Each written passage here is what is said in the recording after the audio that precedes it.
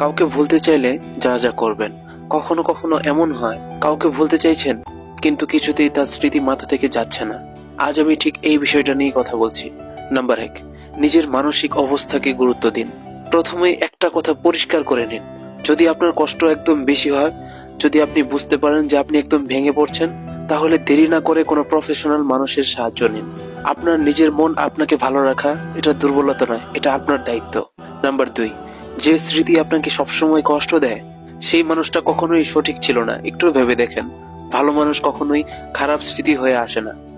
যার কথা একটু মনে পড়লে আপনার বুক ভার হয়ে যায়, যার স্মৃতি আপনাকে শান্তি দেয় না, শুধু রাগ, কষ্ট, অপমান আর হতাশা দেয়, সেই মানুষটা আপনার জন্য কিভাবে ঠিক হতে পারে? একটু ভেবে দেখেন তো।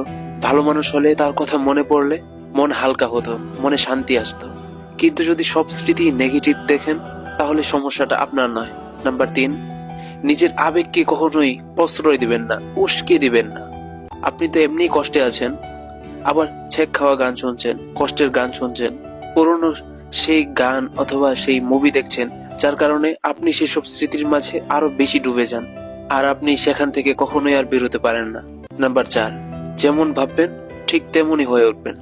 আপনি যদি ভাবেন আমি এই কষ্ট থেকে বের হব, তবে সত্যি বের হতে পারবেন। তবে হাত গুটিয়ে বসে থাকলে অন্ধকার কখনো আলোতে বদলায় না। নিজেকেই উঠাতে হবে, নিজেকেই চেষ্টা করতে হবে। দুনিয়াতে অসম্ভব একটাই জিনিস, তা হলো যেটা আপনি নিজে করার সাহস পান না, সেটাই অসম্ভব হয়ে দাঁড়ায়। কেউ আপনার জীবন থেকে চলে গেছে আর আপনার মূল্য কমে গেছে, বিষয়টা কিন্তু তা না। অনেক সময় আপনি খেয়াল করে দেখবেন যে একটা মানুষ আপনার লাইফে ছিল, সেই একটা মানুষ আপনার জীবনটাকে শেষ করে দিয়েছিল, আপনার জীবনের সব শান্তি কেড়ে নিয়েছিল।